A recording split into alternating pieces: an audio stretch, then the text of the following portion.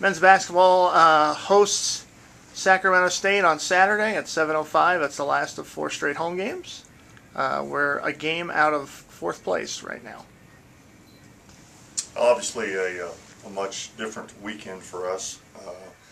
Our first experience with the Friday-Saturday back-to-back format, and thought we held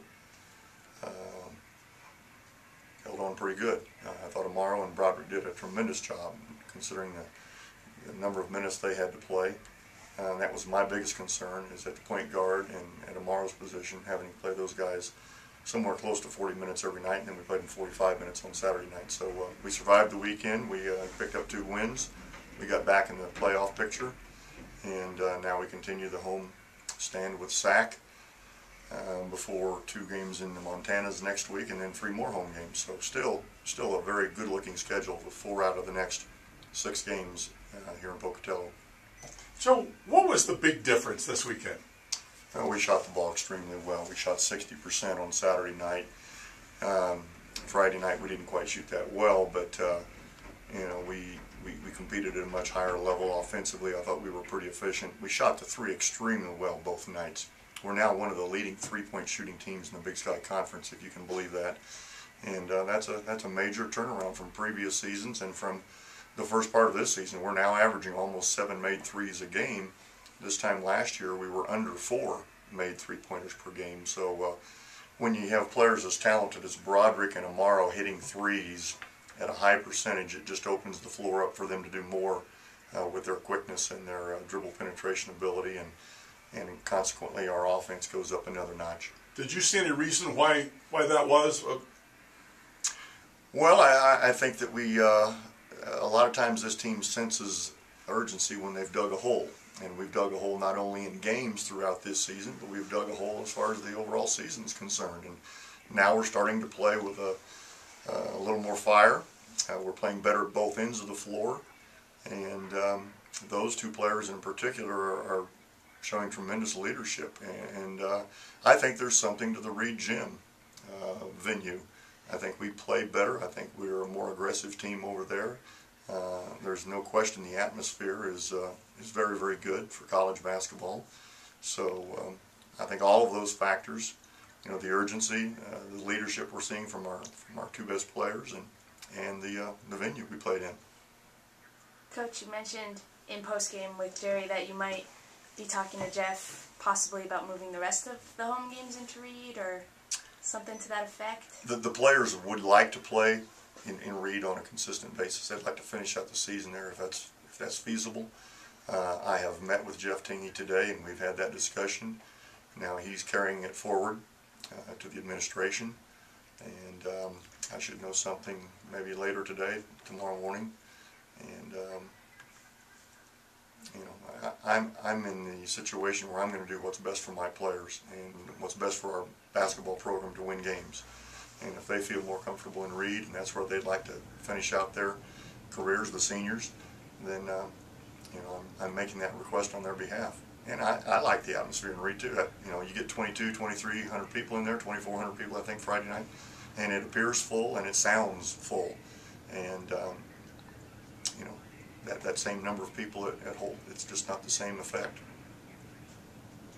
Do you get concerned at all with how well you shot threes that the players might start relying on that too much? Well, we don't shoot a lot of them. We never have. It's just that we're making a few more. Typically we shoot anywhere from 10 to 20 in a game, 10 to 18 in a game. And now 10 are going down instead of 5. We had 3 straight games where we made 5 threes. Now we've had 3 straight games where we've made 10, 9, 11.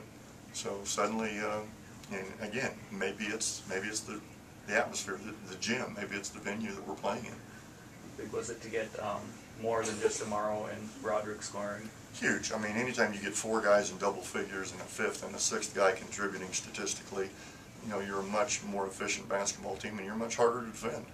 You spread the wealth a little bit at the offensive end, and that's something we've been looking for and asking for, and now, the last couple of games we're getting that.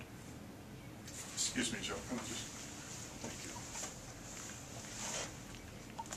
Sorry. I'll edit Ted's mug out. Okay. Can you just talk a little bit about Broderick? And I mean, he's playing exactly. Is he playing the way you thought he'd play when you brought him in? And I know that you brought him in for all the reasons that he's displaying, but maybe is he playing to where you thought he'd be, or exceeding your expectations at all? I think he's probably exceeding our expectations as of this past week. You know, we knew he could shoot the ball. He was going to give us another three-point shooter. He's not your traditional junior college transfer. He spent his freshman year in a good, you know, mid-major Division I basketball program, so he'd experienced basketball at this level. And you know, a lot of times with a junior college player, you hope they have a decent junior year and a really good senior year. And I think that he's having a tremendous junior year. Statistically, he's a great kid. He's developing more leadership qualities and being more vocal than he was earlier in the year. I think he didn't feel like that was his place, you know, with all these seniors around. But now he has all of their respect, and you know, it's been a really nice 1-2 punch with him and Amaro Morgan. But now suddenly, you know, we're getting more consistent play out of a couple of the other seniors as well. Can you talk a little bit more about Rowe and just how he's been playing the last few games as well? I mean, another 30-point on. Well, I pulled him aside early last week and I said, Amaro, this is your team. If you practice hard, they're going to practice hard. If you come in and have an average day and take a day off, and, you know, they're going to follow your lead. You know, it's not my team, it's your team, and you need to set the standard of excellence that we want. And he agreed with that, and he understood that, and he had a very vocal week in practice, and I think that you know, Karan Tatum and Sherrod Baldwin were right there with him. The energy they had last week in practice, I hadn't seen before. And so, again, I think the sense of urgency of digging a hole and being 1-5 hit those guys right square between the eyes last week, and we practiced to win. And we're taking the day off today, and then we're going to have 4 days of practice before we play Sac on Saturday. And whether we're practicing in Holt or whether we're practicing over in Reed, you know, I think that Amaro has to continue to demand excellence out of his teammates, especially the upperclassmen. Amaro was co-Big Sky Player of the Week with Damian Lillard. Just say no. Anything else for Joe? Just one more quick thing. You mentioned Karan, and he is becoming more consistent. I'm sorry, that's the question I want to ask. Oh, okay. I apologize. Can you edit me out again? I don't know, can I? Okay, Karan Tatum's play, yeah, he has stepped up. Joe, I'm sorry. Hold on just for a second. Okay. Okay, here we go. Do we want to ask the question again? Just about Karan Tatum, take 3. That'll look great on this camera. Karan Tatum's play, you know, this past week, you know, as I said, it started in practice last Tuesday. You know, tremendous energy and enthusiasm and leadership and everything that was going on in practice every day last week. And so I wasn't surprised to see it carry over in the games on Friday and Saturday.